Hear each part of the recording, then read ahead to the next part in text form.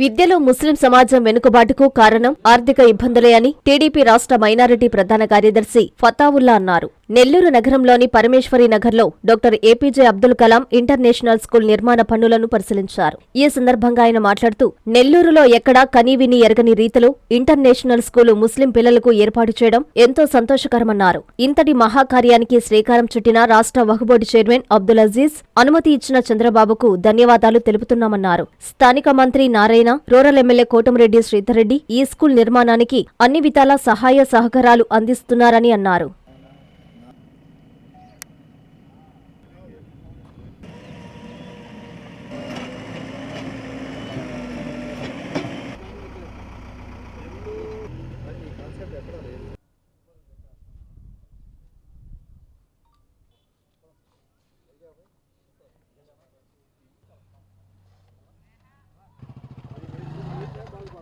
ఆంధ్ర రాష్ట్రంలోనే కాదు, భారతదేశం మొత్తం మనం చూస్తే ముస్లిం పిల్లలు చదువులో వెనుకబడి ఉన్నారు.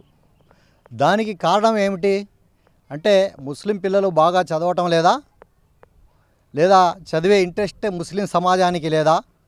కాదు. ఇక్కడ ఆర్థికపరమైన ఇబ్బందులు ముస్లిం సమాజానికి. ముస్లిం పిల్లలు మంచి కాలేజీలో, కార్పొరేట్ కాలేజీలో చదవాలంటే, స్కూల్లో చదవాలంటే ఆర్థిక ఇబ్బందుల వల్ల చాలామంది పిల్లలు చదువులో వెనుకబడుతున్నారు. ఈ యొక్క పరిస్థితిని చూసి మన ఆంధ్ర రాష్ట్రంలో నెల్లూరులో ఎక్కడా కనీవిని ఎరుగని ఒక మంచి ప్రాజెక్టును వక్ఫ్ బోర్డు తీసుకొని రావటం జరిగింది.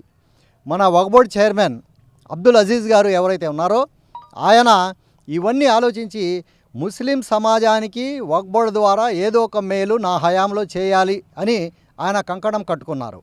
ఆలోచిస్తే ఇక్కడ నెల్లూరులో దాదాపు 13-14 ఎకరాల ఒక జామియా మసీదు స్థలం ఖాళీగా ఉంటే ఆ స్థలాన్ని ఉపయోగిస్తూ ఇటు ముస్లిం సమాజానికి కూడా లాభం చేకూరాలని అజీజ్ గారు ప్లాన్ చేశారు.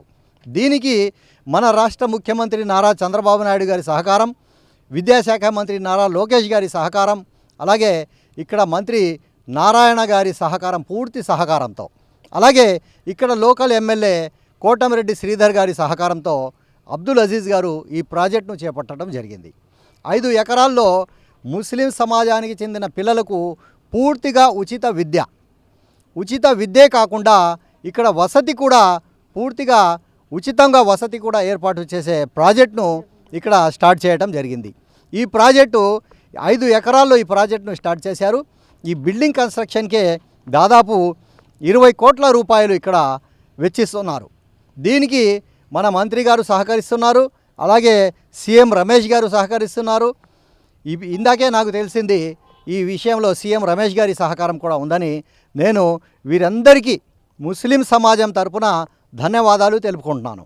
ఇంకా ఇటువంటి మంచి ప్రాజెక్టును ప్రారంభించిన చైర్మన్ అబ్దుల్ అజీజ్ గారికి మంచి ఆరోగ్యకరమైన జీవితం ఇవ్వాలని నేను అల్లాహ్ను కోరుకుంటున్నాను.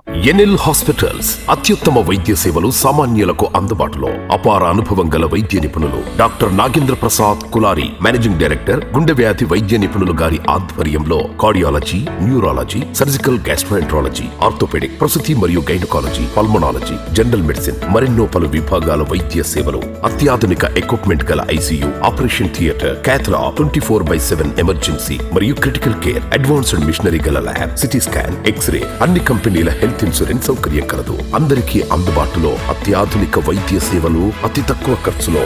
ఎన్ఎల్ హాస్పిటల్స్, పివిఆర్ కళ్యాణ మండపం ఎదురుగా, అన్నమయ్య సర్కిల్ దగ్గర, మాగుంట లేఅవుట్, నెల్లూరు.